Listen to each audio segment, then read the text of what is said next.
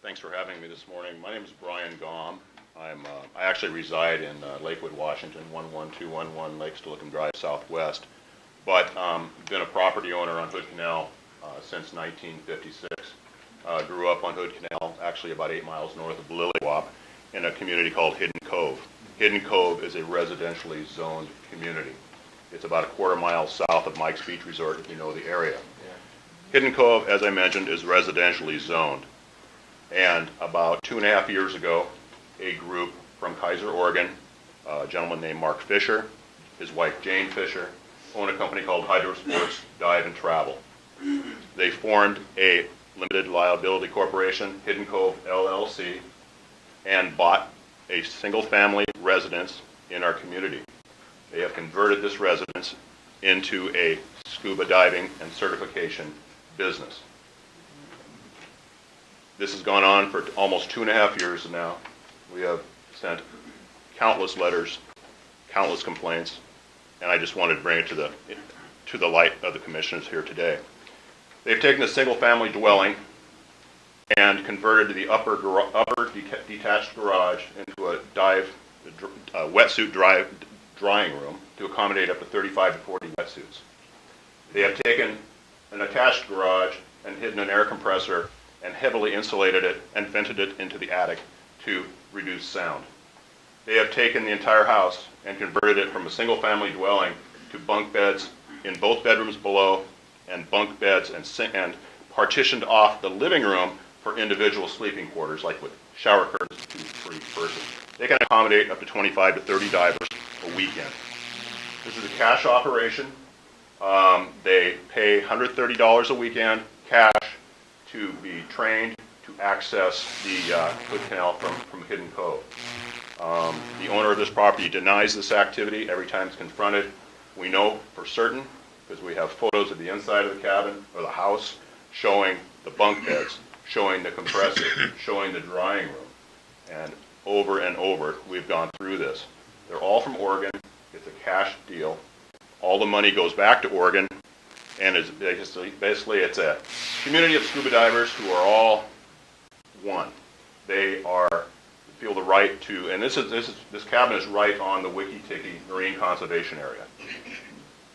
Mark Fisher has gone ahead and modified the bottom of this conservation area with concrete blocks and cables so his students and customers can pull their way along the bottom to access an octopus hole and access a wool field location and then guide themselves back safely. He's been cited by the Department of Fish and Wildlife. He has a couple weeks to remove all the paraphernalia, but again, he has basically gone ahead and done this on his own accord and really has no plans to make any changes. There was a Scuba Diving Alliance float that had been put there about 5 years ago. He admitted cutting it to limit the access to that area by other dive boats, either from Mike's Beach or from Pleasant Harbor. Anyway, this has been a very point of frustration for the 20 property owners who have lived in this small community since, like I say, 1955. It's where I spent my formative years, and it's been very frustrating to see a business covertly operating every weekend with 25 or so divers. And I wanted to bring this to light with the commissioners. I believe I sent you an email last week. Appreciate your response. And that's what I wanted to bring to light today. Thank you. Yeah. Well, thank you for bringing it up today. Again, we have received a lot of correspondence over several months about this issue. And I'm very happy that the Department of Fish and Wildlife is looking into it. I noticed that one of the documents that you sent us, I believe, was purported to come from them. So I don't know it personally, but it came from them. That they said that government enforcement is weak or non-existent. I'm paraphrasing. So they obviously know that the county that they're breaking the county's regulations and state regulations as well. So we're working on it, and I wish the enforcement action was completed and had gone much quicker. But we all, as you know, if you grew up there, we all hold the shoreline and what we have at Hood Canal in very high esteem. So Can I add this is a neighborhood that doesn't deserve this.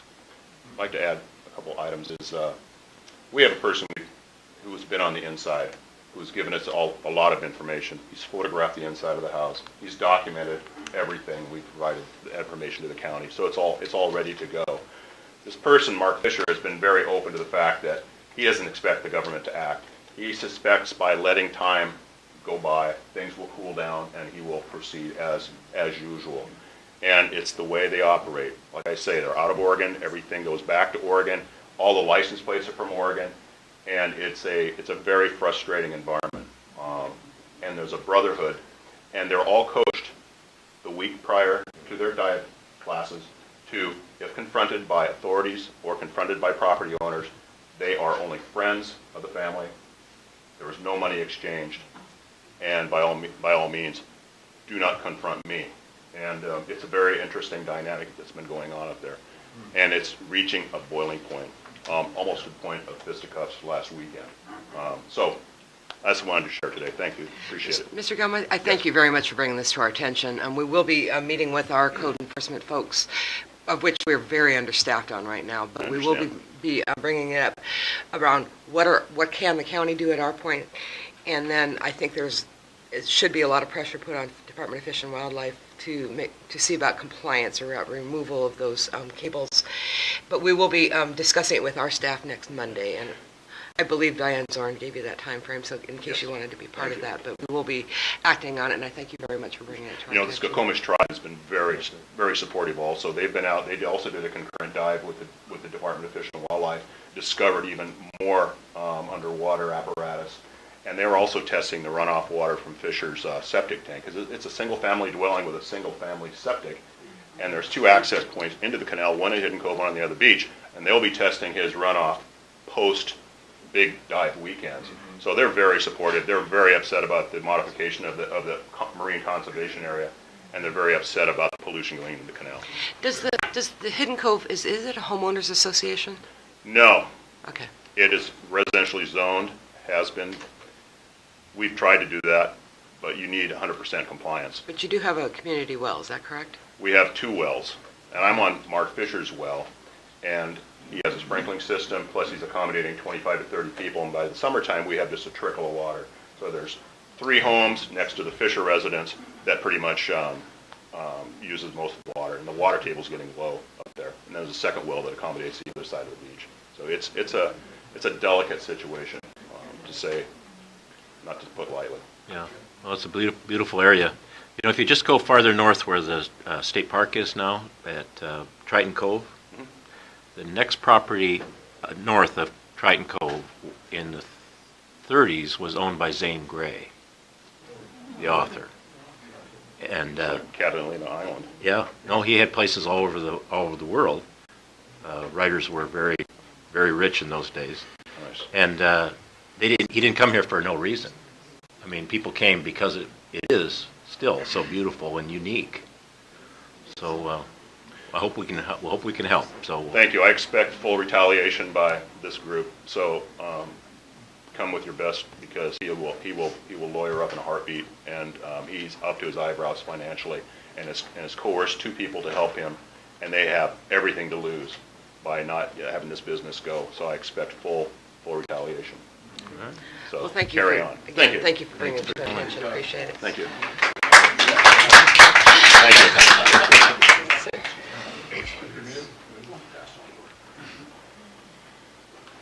Good morning. My name is Jeff Walton. I'm a neighbor of Brian's at the canal there. At 101 Hidden Cove Lane, I think is where the cabin is. That's the address. I live in Oregon, live in Salem. I'm very familiar with this Fisher guy. Before I get started, though, I have to say, how you guys started this meeting is pretty moving. I mean, it's a breath of fresh air. In God we trust. I'm just going to say it.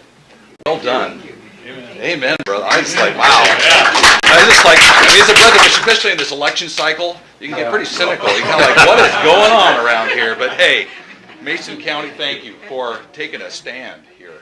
So I would like to just echo what Brian had to say. I think it goes further. I think Mason County's got a big problem. And, you know, Mason County's got a lot of, I mean, every place has got issues and challenges and the lack of resources to take care of those issues. But what's happened now, because, and I believe, and I've checked into this within the diving community, is the diving community is perceiving Mason County is open for business. And I don't believe this is going to be an isolated case that we're fighting. I believe that there's a precedent been set. It's been for 2 years. So they believe that they have tantamount permission to carry on. And the dive community is pretty small, and so the canal's a precious place. They want access to the canal. And no one's saying here to deny the divers to get access to the canal. That's not what we're saying. Just play by the rules. That's all we're asking. But I believe the next move is someone else's houses come up for sale in the county all the time. And there's going to be another business that's going to try to buy that house and start a business there and start another business there. It's going on. Why would it be different than the Fishers, for example? So I think the county has more at stake than just the Fisher case. There's a precedent been set. In fact, I'll go so far as to tell you a story quickly. I went to visit I don't know, guys been through Hoodsport, obviously, and there's that little dive store right there. It's got the red flag with a white slash on it. And I went in and talked to the guy and acted like, I just want to know what's going on. And he said, I asked him, I said, what's going on up there at the Hidden Cove? That's kind of a fishy deal going up there, no pun intended. And he goes, yeah, that was a big hassle about 2 years ago, but you know what? Everything is good. The county's good with it now. It's just a big misunderstanding with the neighbors. Everything is good. So really, from the diver community point of view, Mason County is open for business. Somebody else can buy, anybody else got a place on the canal? Or know somebody may want to sell?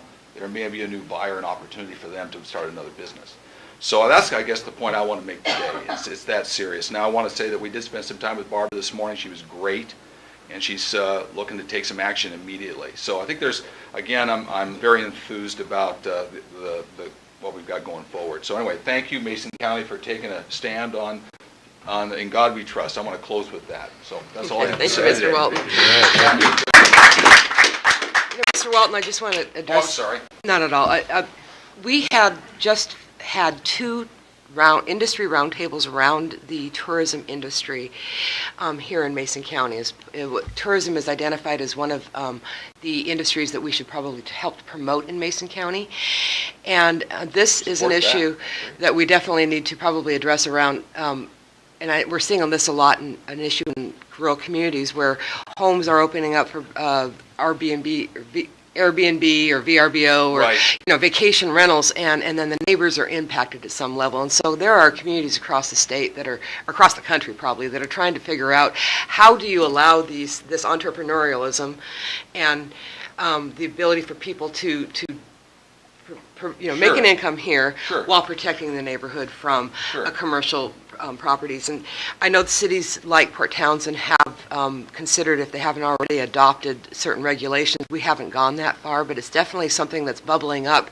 And here in Mason County, where we don't have enough hotel rooms to serve the summertime tourism industry, they are wonderful for us because it does give a place for them to stay, but we probably are going to need to think about what kind of oversight does this need to have. We're very thankful that Airbnb has worked with the state of Washington to go ahead and collect the lodging tax and various taxes from the people that list with them, and they will collect those monies and deliver them to the Department of Revenue. We haven't exactly seen how that's going to work yet, but this is definitely an issue that's bubbling up here. Yeah, Commissioner, I'm sorry. Jeffries. This VRBO, vacation rental by owner, issues come up before, and I think you're just being taken advantage on that. We'll call it a veil over, really, the objective is to run a business and to charge money that you will get the county will not get any revenue directly. There are no taxes. This is all under the table stuff. Cash or check. So there's no, the tourism concept, absolutely support that. I mean, again, we're not against divers. We're not against people doing what they're supposed to be doing, but this is clearly a violation. This is not vacation rental by owner. So appreciate all your efforts. Yeah, we should contact the Department of Revenue. Oh, absolutely. Because there's lodging taxes that are not being collected, obviously, if this is being run as a motel, basically. Oh, yeah. And so we can contact the Department of Revenue as well. That would be great. Thank you, Mr. Walton. Appreciate you being here.